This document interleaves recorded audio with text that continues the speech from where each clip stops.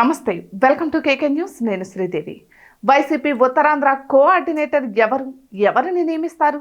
విజయసాయిరెడ్డి రాజీనామాతో ప్రస్తుతం ఆ పదవి ఖాళీగా ఉంది. ఇంతవరకు భర్తీ చేయలేదు. అయితే వైసీపీ ఆవిర్భావం నుంచి ఈ ప్రాంతానికి రీజనల్ కోఆర్డినేటర్ పదవి దక్కడం లేదు. అందుకే స్థానికులకే ఇవ్వాలన్న ప్రధాన డిమాండ్ ఇప్పుడు వినిపిస్తోంది. ఇక విజయసాయిరెడ్డి రాజీనామా చేసిన వెంటనే ఉత్తరాంధ్ర నేతలు సంబరాలు చేసుకున్నారు. ఇక ఆ పదవి తమదేనంటూ భావించారు. అయితే హైకమాండ్ మాత్రం రకరకాల సమీకరణలను పరిగణనలోనికి తీసుకుంటుంది. దీంతో ఈ పదవి కోసం లోకల్ వర్సెస్ నాన్ లోకల్ అన్నట్లుగా పరిస్థితి మారింది. కానీ అతి త్వరలో ఈ నియామకానికి సంబంధించి ఉత్తర్వులు రానున్నట్లుగా తెలుస్తోంది. ఇక విశాఖకు చెందిన మాజీ మంత్రి గుడివాడ అమర్నాథ్ పేరు ప్రముఖంగా వినిపించింది. విశాఖ కేంద్రంగా ఉండడంతో ఆయన అయితే సరిపోతారని ఒక అంచనాకు వచ్చింది హైకమాండ్.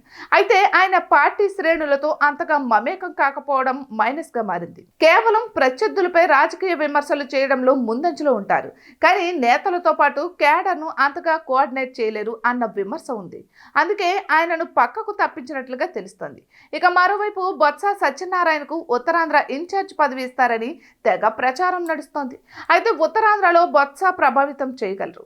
ఆయన ఈ పదవిపై ఎప్పటి నుంచో ఆశలు పెట్టుకున్నారు. కానీ అధినేత జగన్ మాత్రం ఉభయ గోదావరి జిల్లాల బాధ్యతలను అప్పగించారు. ఉత్తరాంధ్రలో బొత్స సామాజిక వర్గం అధికం. ఆపై ఉమ్మడి జిల్లాలపై పట్టు ఉంది. గతంలో విజయనగరంతో పాటు శ్రీకాకుళం జిల్లాల ఇన్ఛార్జ్గా కూడా వ్యవహరించారు. అందుకే బొత్స పేరు ఫైనల్గా చేసినట్లుగా తెలుస్తోంది. అయితే బొత్సకు ఇస్తే ఉత్తరాంధ్రలో తన సొంత అజెండాతో ముందుకు వెళ్తారు అన్న భయం జగన్మోహన్ రెడ్డిలో ఉంది.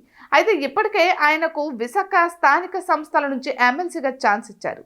మరోసారి ఇన్ఛార్జ్ పదవి ఇస్తే ఆయన తాను డామినేట్ చేస్తాడు అన్న భయం ఉంది. అందుకే చివరి నిమిషంలో కడప ఎంపీ అవినాష్ రెడ్డి పేరు తెరపైకి తెచ్చినా ఆశ్చర్యపోనవసరం లేదని వైసీపీ వర్గాల్లో ప్రచారం నడుస్తోంది. చూడాలి మరి ఏం జరుగుతుందో. ఇటువంటి మరెన్నో వీడియోస్ కోసం కేకే న్యూస్ తెలుగు ఛానల్ని సబ్స్క్రైబ్ చేసుకోండి.